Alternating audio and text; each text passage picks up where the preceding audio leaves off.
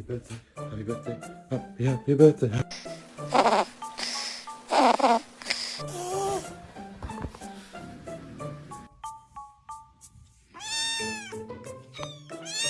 Donut was meant to have a go in it first, cake. You weren't meant to gift it yourself.